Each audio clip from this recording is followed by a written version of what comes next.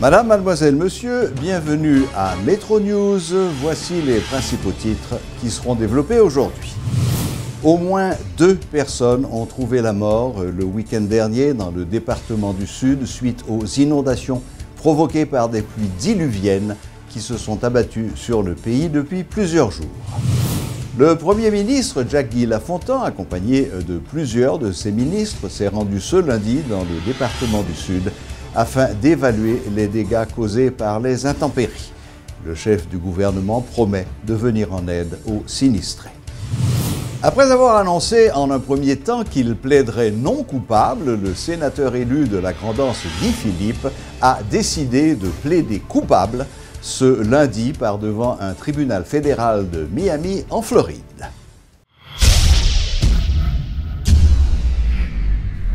Les pluies diluviennes qui se sont abattues sur plusieurs départements du pays, en particulier dans le sud, les 21, 22 et 23 avril, ont causé le décès par noyade d'un septuagénaire à Port-Salut.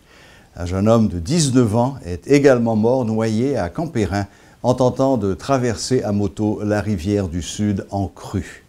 Selon le directeur général du ministère de l'Intérieur, Fednel Montchéry, au total, 35 maisons ont été endommagées, 45 autres inondées, suivant un bilan partiel de la coordination sud de la protection civile.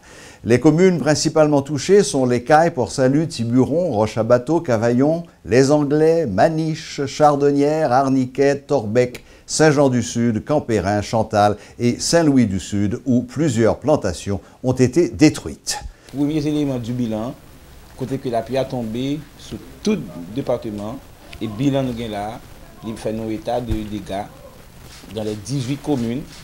Et dans ce sens, ça, vu l'urgence que nous avons gagné, il y a une forte délégation qui est entrée dans le département depuis le matin et qui était ici à 3h15 et qui est dans le sud actuellement, là, qui est présidé par le Premier ministre et accompagné de 3 ministres, le ministre de l'Intérieur, Affaires sociales et environnement. Ils ont rejoint dans le département, délégué départemental là, et les représentants de la protection civile pour être capable de faire une évaluation plus approfondie de dégâts qui arrivaient dans le département. Nous attendons le retour de la délégation officielle qui est en tête le Premier ministre et pour nous capables de gagner exactement un bilan plus exhaustif et à partir de là, nous allons amplifier l'action souterraine. Et nous avons dit encore que non seulement une délégation qui est allée dans le département qui est prise par le Premier ministre, mais tout nous voyons des kits importants en face à besoin nous qui était gagné dans le premier élément de bilan. Et demain matin, nous avons l'autre délégation qui est composée par le ministère de l'Intérieur et toute l'autre entité dans l'État qui nous est nécessaire pour accompagner nous pour nous rendre dans le département du Sud pour nous continuer à faire évaluation, suivi de ça que nous devons gagner pour faire. Et je vous dis là encore, nous allons rencontrer nos partenaires pour nous capables de définir et pour nous faire des actions conjointes contrôlées par le ministère de l'Intérieur, voire la protection civile. Une délégation conduite par le Premier ministre Jacques-Guy Lafontant est dans le département du Sud ce lundi pour marquer la solidarité du gouvernement avec les victimes des récentes inondations. Intervenant pendant le journal du matin, le chef du gouvernement a expliqué qu'il s'agissait d'une visite d'évaluation. Il a donné la garantie que tous les moyens disponibles seraient mobilisés en faveur des habitants du département le plus rapidement possible. Le sénateur élu Guy Philippe, aux ordres de la justice américaine depuis 3 mois, décide de plaider coupable. Selon des informations disponibles, cette décision a été prise par les avocats de Guy Philippe à la suite d'un accord avec le procureur américain. L'audience de changement de plaidoyer a eu lieu ce lundi 24 avril à la Cour fédérale de Miami devant la juge Cecilia Altonaga. En acceptant de plaider coupable à la conclusion de cet accord avec le procureur en échange de sa collaboration, Guy Philippe pourra donc bénéficier d'une réduction de peine lors de sa condamnation. Arrêté par la police nationale le 5 janvier dernier, transféré aux États-Unis le même jour, 3 charges pèsent sur Guy Philippe, à savoir trafic de stupéfiants, blanchiment d'argent et transactions financières provenant de l'importation de substances illégales aux États-Unis. Le jugement est attendu pour le 5 juillet 2017. Guy Philippe risque jusqu'à 20 ans de prison. Un homme en uniforme s'est introduit par effraction au Palais national dans la nuit de vendredi à samedi. Il a été maîtrisé par le service de sécurité de la présidence, révèle Lucien Jurat. Le porte-parole du chef de l'État évoque l'intrusion d'un déséquilibré qui ne représente pas une menace sérieuse pour la sécurité du président de la République, lequel n'était même pas présent au moment des faits. Lucien Jurat explique qu'une enquête est ouverte malgré tout pour déterminer si cet individu n'a pas été manipulé. Par ailleurs, concernant les 100 millions de gourdes demandées par le ministère de l'Intérieur pour assurer la sécurité du chef de l'État à l'occasion de la caravane du changement les 1er et 18 mai prochains, Lucien Jurat estime que ce n'est pas la preuve que la vie du chef de l'État est menacée. Il s'agit de dépenses indispensables pour assurer la sécurité du président Moïse, affirme le porte-parole. La première dame de la République, Madame Martine Moïse, a visité le samedi 22 avril l'asile communal de Port-au-Prince à la rue Saint-Martin à Delma 2. Accompagnée du ministre des Affaires sociales et du Travail, M. Roosevelt Bellevue, et de la mairesse adjointe de Port-au-Prince, Mme Kétina Bellab, la première dame a voulu s'enquérir personnellement des problèmes auxquels est confronté l'asile communal depuis quelque temps déjà. Les responsables de l'institution ont en effet évoqué des difficultés urgentes en matière entre autres d'eau potable, de soins de santé, de nourriture et d'électricité. Le ministre des Affaires sociales et du Travail, M. Roosevelt Bellevue, a ainsi promis, en collaboration avec le bureau de la Première Dame et la mairie de Port-au-Prince, de travailler dans les meilleurs délais à l'amélioration des conditions environnementales de l'asile en vue du bien-être des pensionnaires. Madame Moïse en a profité, elle a profité de sa visite pour rencontrer les pensionnaires de l'asile avant de procéder à la distribution de quelques kits. Moun sa c'est de moun qui travaille toute la vie pour bay l'autre qui était plus jeune passer aux éducation pour aider yo suivre pour la vie qui rive jodi là qui pas vraiment gen moun qui pour prendre soin qui pour compte yo. Yo besoin moun pour aider yo. C'est ça que femme devine là pour moi asile communal là qui problème li gagné et qui genre moi-même avec maire là avec ministre comment nous va chita ensemble pour nous résoudre problème yo. Problème yo moi c'est problème de sanitation parce que quand toilette là li vraiment dans état déplorable. Manger pour moun yo, électricité agrandi puisque dans un seul building, dans un seul immeuble alors, yo obligé de mettre ni fille ni garçon, tandis que avant de séparation, après terminer là l'autre immeuble qui était là, il tombé donc qui fait que obligé de mélanger moun yo. Tout ça c'est une série de problèmes que moi et plus l'autre encore que nous pas chita ensemble pour nous adresser et pour nous capable joindre des solutions pour nous. Aujourd'hui à nous venir nous voyons un pile problème et nous porter quelque chose pour nous annoncer que nous avons volonté pour nous aider maire là résoudre le problème, ensemble des problèmes à confronter. Nous portons des médicaments, nous portons chaises roulantes, nous portons des kits hygiéniques, nous portons des kits alimentaires, nous portons des lits et que nous prenons des doléances et nous allons augmenter ça progressivement dans les jours à venir. Il y a une nécessité pour agrandir l'asile pour que les capables aient plus de capacité pour l'accueillir plus de monde. Donc, ensemble, puisque nous-mêmes nous engagés dans la protection sociale, nous pouvons comment nous apporter appui nous, là, pour que tout problème ça nous résoudre progressivement. Le directeur par intérim du service américain de l'immigration et de la citoyenneté, James McCammon, a recommandé la semaine dernière de mettre fin au Temporary Protected Status, le TPS, en janvier 2018. Un programme dont bénéficient près de 60 000 Haïtiens autorisés à rester aux États-Unis. M. McCammon souligne que les conditions en Haïti se sont suffisamment améliorées pour mettre fin au TPS. Il propose toutefois une extension jusqu'en janvier 2018 pour permettre une, je cite, « période de transition ordonnée », fin de citation, et estime que ce programme ne devrait pas être prolongé au-delà. La décision finale relève du secrétaire du département américain de la sécurité intérieure, John Kelly, qui n'a pas encore pris de décision sur ce sujet.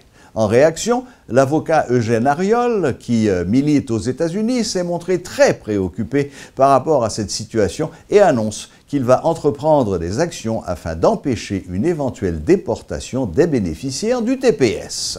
Retourner 58 000 Haïtiens en Haïti qu'on y a, les capables censés contribuer à la déstabilisation du pays. Premièrement, 58 000 Haïtiens, c'est 58 000 Haïtiens qui travaillent, qui supportent les familles, qui payent l'école, qui payent caille, qui supportent en pile famille ici. Ça veut dire que transfert d'argent, envoi d'argent que nous avons fait, si que qu'on y a ou éliminer le statut temporaire là, ou voyez en Haïti, ça peut descendre considérablement. Nous connaissons aussi que sur chaque transfert, il y a $1,50 que le gouvernement haïtien prend. Donc, le gouvernement haïtien tout a un intérêt particulier parce que qu'est-ce qui se passe ici que qu'on y a ou descend 58 000 haïtiens ça ou qu'on y a qui pas un statut censé déporter. Donc, non seulement ou pour une réduction dans l'envoi d'argent que mon pose et rentrer en Haïti, mais cependant même $50 tout, il est capable de diminuer. Et beaucoup plus particulièrement parce que nous avons un nouveau président. Et le président Sam, parce que lui-même a annoncé que grand pile que le taremé fait le taremé que le pays allait de l'avant. Donc on y a 58 000 haïtiens qu'on y a retourné, c'est pas pour un bail qui est facile parce que c'est 58 000 haïtiens qu'on y a qui peuvent faire compétition pour petit job qui est déjà gagné dans le pays parce que faut manger, faut travailler. Donc c'est que c'est important pour que le gouvernement haïtien capable de voyer des individus, des gens qui vraiment ont une expérience pour convaincre que l'administration de Chopin, peut-être dans 2 ans, peut-être dans 4 ans, mais qu'on y a Haïti pour qu'on parer pour recevoir tout le monde. Parce qu'il faut déjà connaître, comme t'expliquer, déjà, les Brésiliens, en pile dans le monde, ils ont déporté. Donc imaginez que qu'on y a 58 000 Haïtiens qui ont un statut temporaire, des gens qui ont un statut légal, ils ont travaillé, que quand il y a des gens et soudainement, après 22 juillet 2017, les gens n'ont pas de papier, donc on y a, imaginez que les gens sont au sujet à la déportation. Parce qu'en plus, les gens ont dit, c'est des gens qui étaient déjà là aux États-Unis bien longtemps, avant le séisme, qui n'ont pas de papier, mais lorsque TPS vient passer, les gens viennent de papier. Donc, quand il y a des gens, si on n'a pas renouvelé le statut temporaire, ça, immédiatement, au lendemain du 22 juillet 2017, les gens qui n'ont pas de papier, donc ce sont des gens que l'immigration a déporté immédiatement. L'ensemble du personnel du Centre national des équipements, CNE, a été mis en disponibilité sans solde. La décision a été prise par la commission de restructuration et de renforcement du Centre national des équipements Corée-CNE. Selon les responsables de la commission, cette mesure a été prise dans le but de régulariser le fonctionnement de cette institution publique. Ce lundi, l'accès a été refusé à certains employés du CNE, alors que d'autres étaient autorisés à pénétrer dans l'espace pour y travailler. Massés devant la barrière de l'institution, les employés protestataires réclament leur intégration au sein du centre. Suivez ce reportage de Sheila Louis et de Paul Léel. Sous la pluie, dans la boue, plusieurs dizaines d'employés du Centre national des équipements, branche d'arbre en main, sont massés devant la barrière de l'institution ce lundi. Il est 11 h du matin. Ces fonctionnaires mis en disponibilité sans solde protestent et parlent de violation de leurs droits.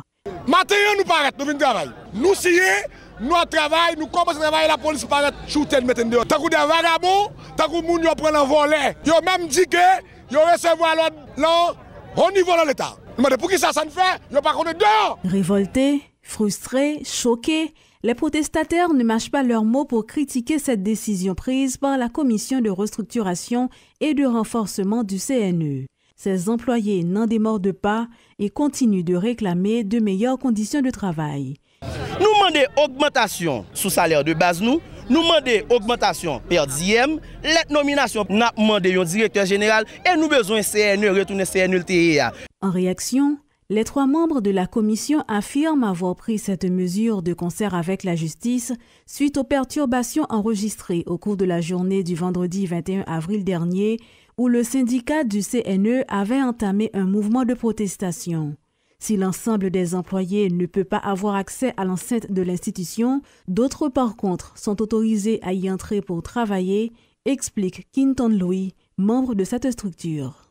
CNE pas campé, CNE pas fermé. Mécanicien ou là, opérateur ou là, technicien ou là, et pendant période cyclone, CNE a toujours présent pour que les capables voler au secours de tout cela qui est en danger. Entre-temps, le président de la commission de restructuration et de renforcement du CNE, installé depuis seulement 2 semaines, s'enorgueillit d'avoir pu payer 2 mois d'arriérés de salaire sur 4. Olivier Emmanuel, qui déplore le comportement des protestataires, qualifie leur agissement de manœuvre à des fins politiciennes. CNE casé. Est-ce qu'on a quitté CNE casé? Président Jovenel nous dans bataille. Lancement officiel ce lundi de la 7e édition du Sommet international sur la finance organisé par le groupe Croissance et ses partenaires. La municipalité a été le sujet central abordé lors de cette première journée. Une centaine de maires de différentes communes ont pris part aux discussions. Cette initiative vise à sensibiliser les autorités locales sur l'importance d'une bonne gouvernance ainsi qu'à la nécessité de renforcer leur capacité à collecter plus de recettes afin de répondre aux obligations de leurs communes respectives. Alors que le président de la Fédération nationale des maires, Jude-Édouard Pierre, plaide pour une meilleure répartition des ressources par l'État central, Kessner Farrell met l'accent sur la mise en œuvre d'actions découlant d'une vision globale. Heureusement, nous jouons un podium ça matin pour nous dire à gouvernement que dans le budget rectificatif là, si les maires n'ont pas consulté, si pas gagné des crédits clairement qui définis, qui identifient dans le budget, qui prennent à l'eau à la commune, 4 communes dans le Grand Nord là qui ont frappé tout, et bien c'est déjà un budget rectificatif que la FENAM a récusé, et ça fait nous profiter pour nous remercier le président Yuri Latortue qui était là, qui était venu faire intervention pour prendre engagement pour, si FENAM n'a pas consulté dans la mise en place du budget rectificatif là, pour lire nous, comité exécutif là, pour nous porter revendication auprès des parlementaires, parce que c'est indispensable, je dis à monsieur, pour mairie, il y a une possibilité financière de travail. Depuis 2 ans, fonds communaux, pas une commune qui donne 11 centimes dans les fonds communaux, alors que l'argent est dans la caisse de l'État. Moi, je pense que c'est une véritable incohérence entre ce qui est dit et ce qui est en train d'être réalisé. Sous ça, FENAM de profiter de journée ça pour nous dire que, pour nous regarder comment question financière municipal là, il y a un impact majeur sur le délaissement communal et comment l'État, à travers le budget rectificatif, à travers le budget, doit doter les communes de moyens financiers nécessaires pour faire face à l'obligation qui reviennent tous les jours. Moi, je travaille en pile avec Maire, et ça me toujours dit Maire, il faut aligner le développement local là sur le développement planétaire là, parce que le problème qu'on a subi là, en 2 saisons cycloniques, vulnérabilité, ça, c'est pas seulement Haïti qui gagne. Le monde perdu 300 milliards de dollars américains là, avec des désastres naturels. Haïti, l'année dernière, nous avons perdu 3 milliards de dollars. Pas l'année dernière, à savoir l'exercice fiscal côté nous est là, avec ce qui est passé dans la péninsule sud, là, 3 octobre plus précis. Et voilà, la zone sud, ce pont choc là, c'est comment arriver à supporter financièrement ces activités. Parce que le risque est trop élevé en quelque sorte. Donc c'est ça l'idée, pour comprendre que l'objectif de développement durable, qui dit qu'il faut éliminer la pauvreté d'ici 2030, Haïti signale. Il faut aligner avec le plan stratégique de développement d'Haïti et pour descendre pour le plan de développement local. Je dis que je ne pas de cas lorsque le directrice adjointe dit comme ça que Kounia a pu budgétaire doit aller vers le local. C'est ce qu'on appelle la localisation des objectifs de développement durable. Voilà tout ce qui a passé dans le monde. Donc il faut que nous comprenions ça. Et Mario vient là pour comprendre aujourd'hui, il n'y a pas à faire mettre l'argent dans le gouvernement central là. Après, il y a un petit comme en bas. Donc c'est toute réflexion qu'a faite. Et première journée, c'est ça le parce que oui, finance municipale, mais il faut avoir une vision, il faut avoir des objectifs, il faut avoir des politiques publiques. Et bien content, mon sénateur qui préside la collectivité locale, se dit là qu'il faut mettre fin à l'activité, c'est sénateurs et députés qui vont faire activité au niveau du terrain. Il faut passer par les mairies et c'est cette discipline que l'on recherche. Voilà, la boucle est bouclée. Merci de votre fidélité et à la prochaine, même heure, même chaîne.